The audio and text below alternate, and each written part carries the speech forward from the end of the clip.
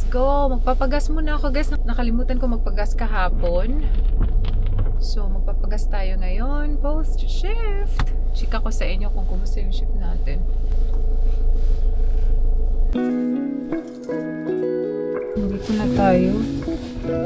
Visit naman talaga at hindi naman nagko-connect ng ating ano.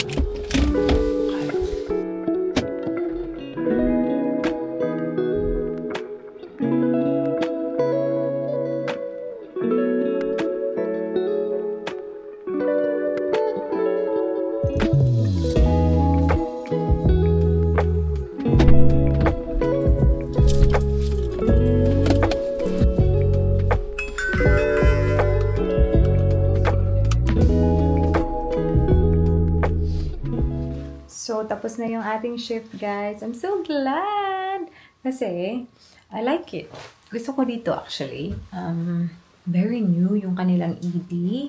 Tapos, it's not as busy as I was expecting. Like, non-stop naman ako. Like, I think, just, siguro isang oras na na-discharge lahat ng pasyente ko. Then, I went for my break anyway. Tapos, sunod-sunod na naman. But, okay lang. Like, maaliwalas kasi siya na workplace. Yung tipong malaki siya, tapos very bright. Hindi siya crowded, hindi siya cramp up, hindi siya masikip. Ayun. So, kaya gusto ko, like, okay lang talaga sa akin na busy, no? Basta, parang maaliwala siya sa utak. And also, so far, the staff are good. Ayun, I like it. And, first day pa lang natin ngayon. Hindi ko alam if na-chika ko sa inyo kanina, pero nag-struggle ako sa parking kasi nga punong-puno talaga yung staff parking.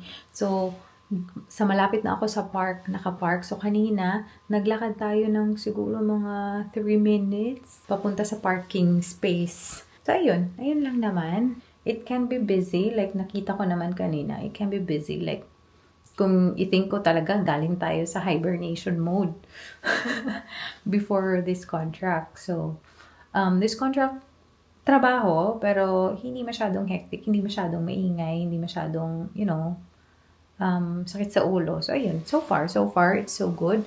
Anyway, nagpa-gas nga ako, guys, kasi nakalimutan ko kahapon.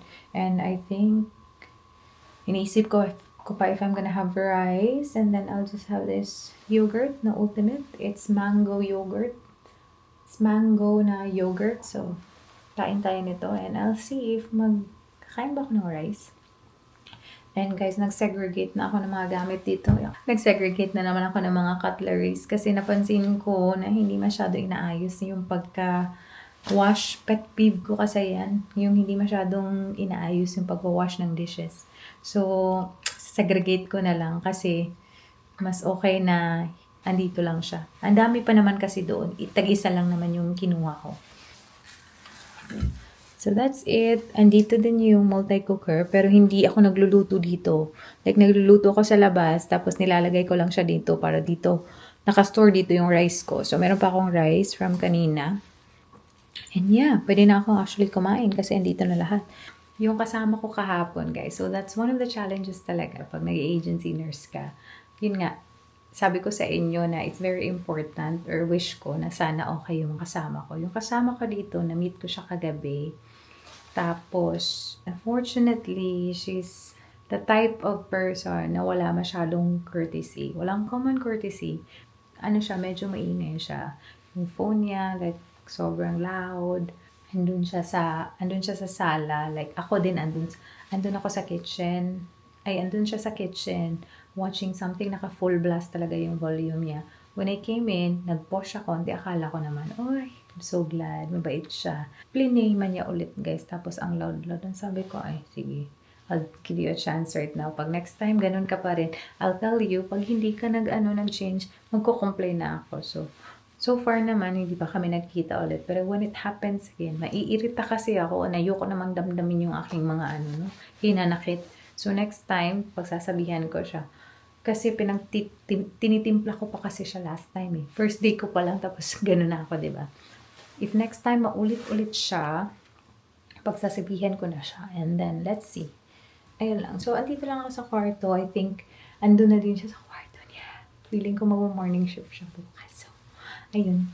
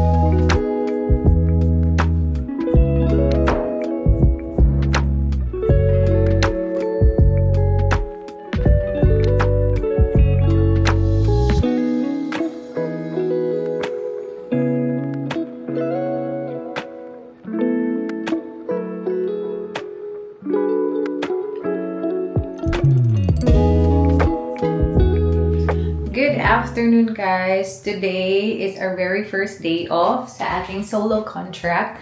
And I'm so glad na first day off natin, guys. Ako lang mag-isa dito sa bahay because I need a break na, you know, may freedom tayo ng konti. Meron akong kasama dito isa. Medyo may pagka-loud siya, guys. Chika na naman tayo. Medyo may pagka-loud siya, guys. So, sabi ko talaga today is the perfect day na day off ko. And duty siya kasi nga may freedom ako na gawin kung ano yung gusto ko dito at hindi ako masyadong bothered sa noise. As what I said before sa aking vlog, nagpa-play siya ng something sa kanyang phone, hindi niya masyadong tinotone down, hindi niya masyadong pino-volume down, even if andyan ako. So, kagabi din, I've been in and out of my sleep kasi nga, very loud siya nakikipag-usap ng kanyang friendship sa phone. And although there's a room in between our rooms na empty, guys, very old house kasi to siya. So, very thin yung walls. Nadidinig ko talaga siya. So, tonight, hindi ko siya naabutan ngayon. Parang ang bilis-bilis niya. Tonight, I'm gonna tell her na tone it down kasi morning shift ako bukas. Ayokong magising sa ingay. So, we never had that conversation yet. Pero sasabihin ko siya later talaga na tone it down naman ng konti, dear. Kasi nga, hindi lang naman ikaw yung nakatira dito, diba? So, ayun. Pero I think it's part of their culture. Hindi ko na i-share kung ano yung ethnicity niya. Pero I think medyo loud talaga, usually, yung ganito na lahi. I just have to make sure na abutan ko siya later before siya papasok sa kanyang kwarto kasi otherwise mahihiya na naman akong kumatok. So, ayun. Yan yung goal natin today.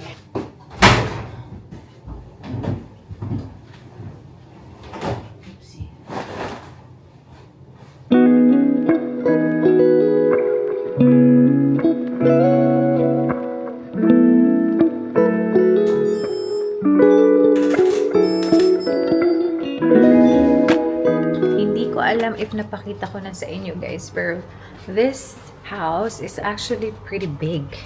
Malaki itong bahay na to. Tapos, the land itself, decent talaga yung size niya, guys. Like, tingnan nyo yung labas. Ganyan pa kalaki yung labas. Diba? Look at that. Pwede ka pang maglagay ng pool if you want. Laki yung backyard niya talaga. As in, if may mga kids ka, pwede pa sila mag-run around. Ganda, no? Tapos, ganito din kalaki yung sala. I think napakita ko na naman to sa inyo. Maganda kasi sobrang laki niya. Pero yun nga, parang iniisip ko ba na, although maganda na ganito kalaki yung land mo, pero it really depends upon the location din. Kasi ako personally, gusto ko yung may mga ganap din, di ba? Dito, it's a small town. It's a very cute town. Pero konti lang yung ganap. Oh. So, yun din yung compromise. If andun ka sa mga rural na areas, you can like buy a big land and it's good for family. Wala masyadong ganap. Punta ka sa bigger areas, mga urban areas na, yun, sobrang mamahal ng mga bahay-bahay, yung mga land, sobrang mamahal, maliliit, pero yun, may mga ganap. So, I think, my point is, it's really about preference. Location, for me, is very important. Yun lang, guys. Alright, it's time to cook, guys. Today, we are gonna cook. Meron akong beef mince na nilabas. I am planning to put some nacho spice mix sa ating beef mince nga. Tapos, ito yung magiging ulam ko. I'm gonna do a wrap para sa aking baon the next coming days. So, meron tayong 4 days after ng ating day off. So, happy 4 days lang! We are gonna slice some of these veggies, guys. We have cucumber, carrots, meron tayong tomato, at saka onions. So, yan yung isa-slice natin. Tapos, dito naman, we have our beef mince na nilabas ko kanina pa. So, it should be ready.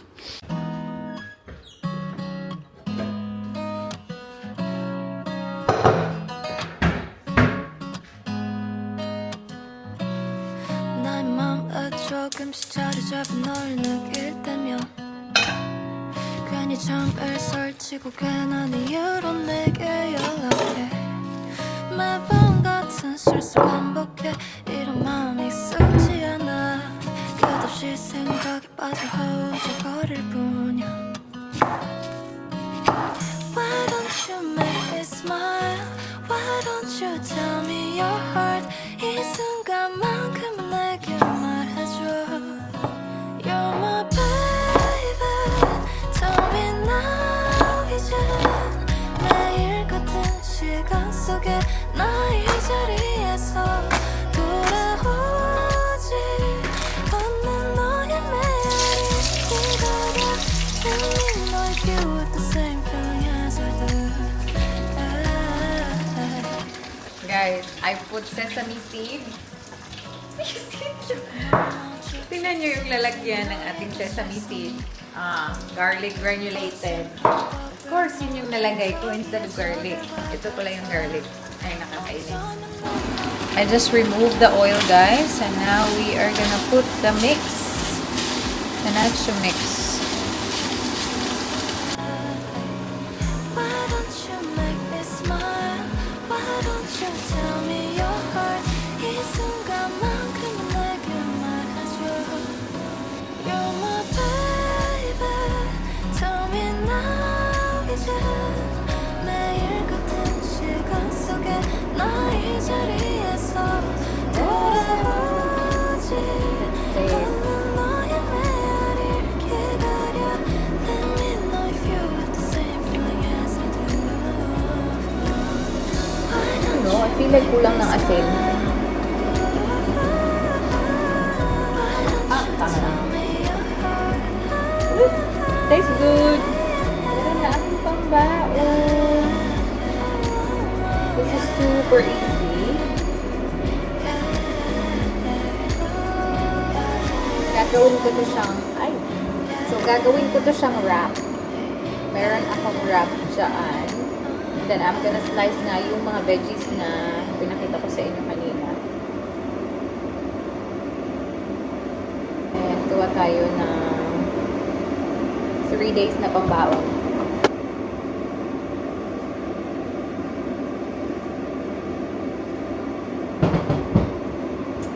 Yes!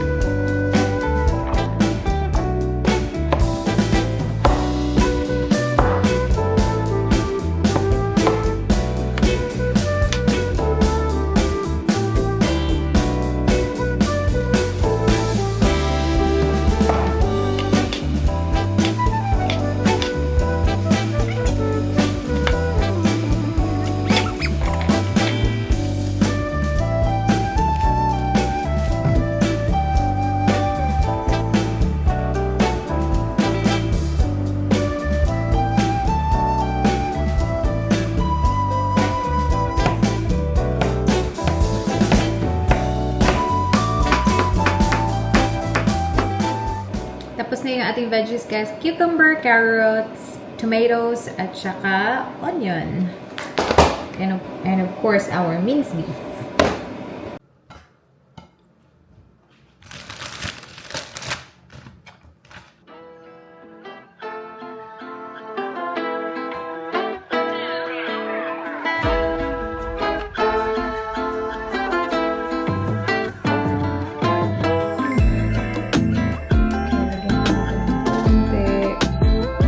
A little bit of this.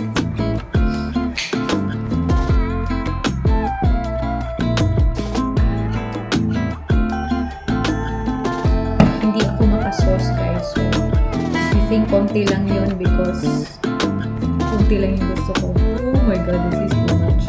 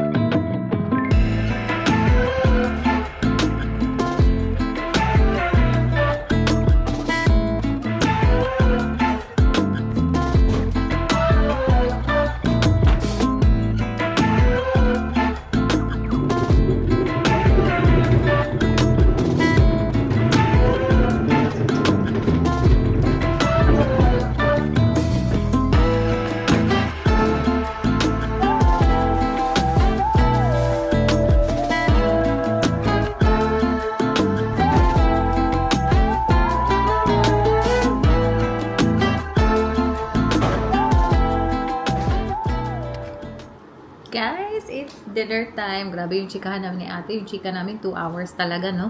Anyway, nagluto ako ng fish. Baked fish, guys. Fish crumb. Pero tingnan nyo kung gaano siya kaitim. Ay, si ChatGPT talaga may kasalanan nito, guys. Kung sabi ni ChatGPT na 10 minutes each side, ganito yung nangyari. Ang itim-itim. Anyhow, hopefully it's good. Asa na ba yung aking tinidor? Gahi!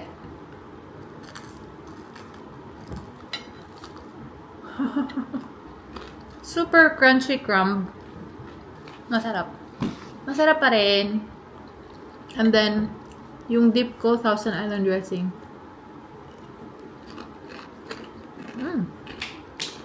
Coco Bella for my drink. We're gonna watch something.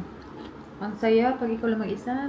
Not all the time naman gusto mag-isa, pero in my situation, saya pag sa accommodation, ikaw lang mag-isa.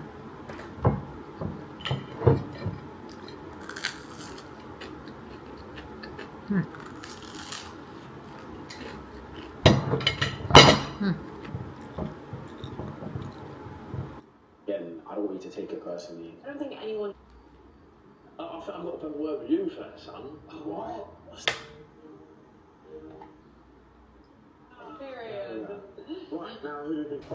Guys, we are very fresh. Kakaligo lang natin. I'm just gonna have some dark chocolate. This is from Swiss Miss this time. Nakapag-init na tayo ng water. Nasabi ko na ba sa inyo tomorrow I'm gonna do a morning shift? Yeah, I did.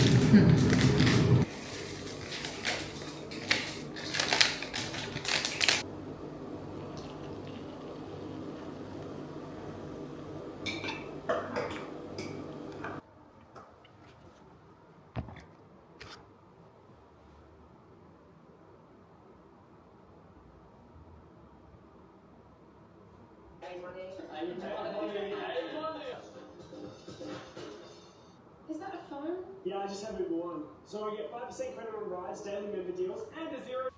I'm gonna leave a note, guys, kasi she's still not here. It's already 10:10. So, matutulog na ako or magsistay na ako sa room. So, I'm just gonna leave it here. Or leave outside. Para mabasa niya kasi medyo maingay siya.